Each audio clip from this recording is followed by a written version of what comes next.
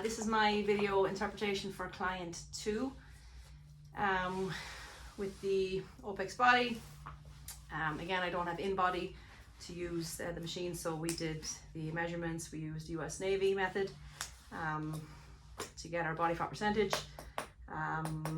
Looking at the body fat percentage in relation to the body weight and things like that, we figured out that this client would be overweight, would have some kilograms to lose, but she has done predominantly, you know, hypertrophy bodybuilding style training over the previous years, like 4+ years, so definitely does have more muscle mass than the average person coming in. So won't be looking to kind of drop, you know, calories and start losing weight straight off the bat.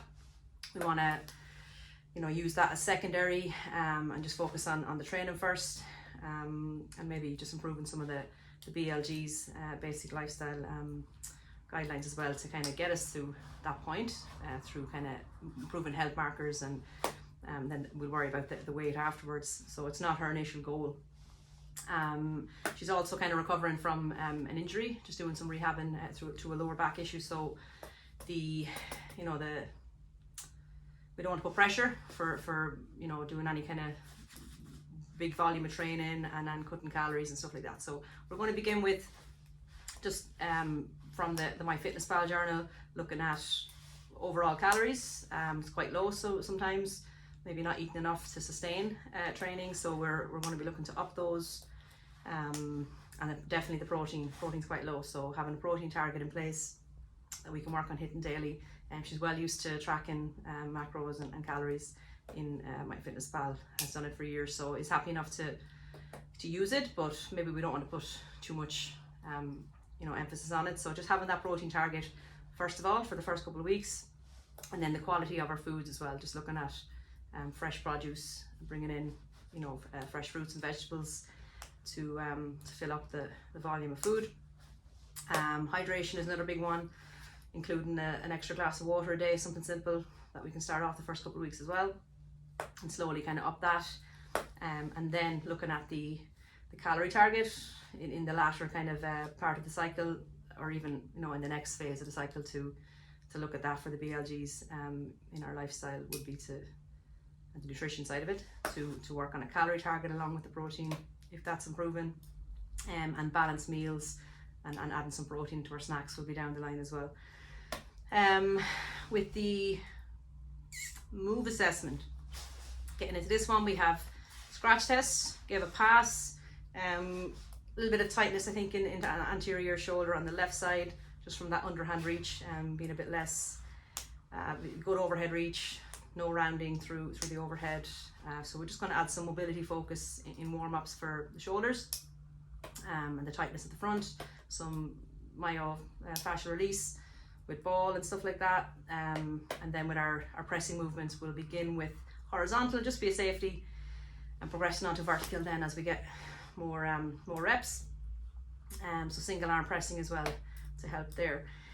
With the squat, we got a fail, not reaching depth, torso collapses, you know, forward on the way down.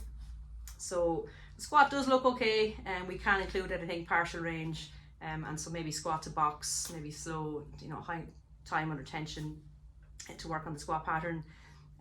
It could be a bit of body awareness, just moving the feet, kind of having a play around with different positions. We'll work on some lower body mobility to help as well. So ankles looked a bit stiff, I think, in the assessment that we did afterwards too, and hip mobility, so that would be included. But again, with the lower back issue that she's dealing with, we're not going to be loading up too heavy on any squats anyway. So starting basic there. Toe touch, we got a fail. You know, it's not the worst we've seen, but tight hamstrings for sure, and that's causing a bit of rounding through the back on the way down. And what we will do is have a hamstring focus in some of the exercises, include those Jefferson curls, single leg raises, and just stiff leg bends with light load. First of all, maybe just the dowel or the broomstick, something like that, the PVC pipe, without load first. Progress onto some load with double leg, and then single leg variations coming on there. With the lunge, we got a pass. So nothing too out there. We were confident enough to include lunging in the program.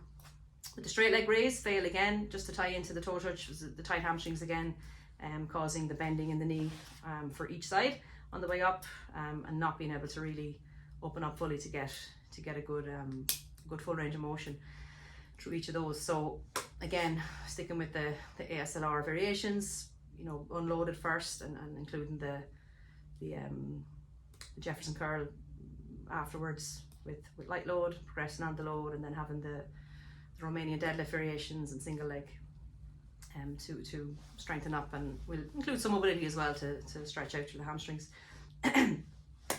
Front plank, we were past 123, good lines, you know, good solid position, so that was good. Reverse plank, we got a fail, 47 seconds, so imbalance there, lack of muscle endurance in the shoulders and posterior chain possibly. So glutes and hamstring focus again with the lunge, with our hip thrusts, glute bridges, single leg work with that kind of stuff, and then the hamstrings as well from the previous toe touch and leg raise. Yeah, side planks both failed, 103, 101, so a good balance, both sides, not too far off, but still not the time frame that we were looking for. So we have to build up that, we're going to go single arm, double arm carries, more side plank exercises included, beginning with maybe the one on the knee to start off with, and then bringing us up onto the full side plank and hip to floor rotations, different ones that we can throw in to progress as the weeks go by.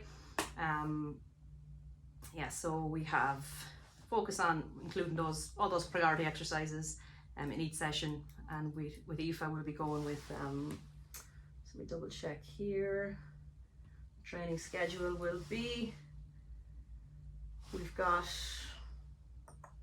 5 days, so we're possibly looking at 3 full body resistance sessions and 2 it'll be mostly map 10 I'm looking at here, yeah, through the work.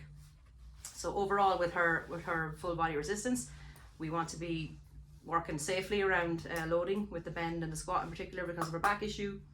Working on high time under tension with those lower body movements, but with lighter load to begin. Lots of tempo work and building up as we kind of see a little bit of assessment, you know, after between each cycle. The OPEX work, 75 cals, 157 conversion. So not a great score.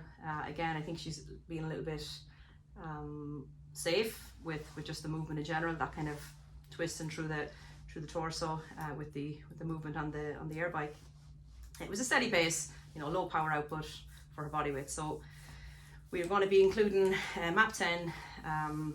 You know, she needs to get out, as we discussed as well in the consultation, not getting enough sunshine. So this will be on that off day, getting out for our 60-minute walk at a sustainable pace, that map 10 pace, and building it up slowly. So 60 minutes twice a week, and as best she can then getting out for the sunshine walks, you know, throughout each other day, for even if it's 10-15 minutes on the lunch break.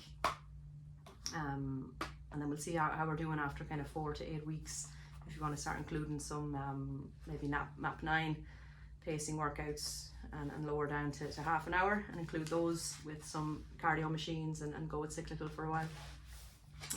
Yeah, so that's it. We got our behavior nutrition included in the assessment part. So that is client 2.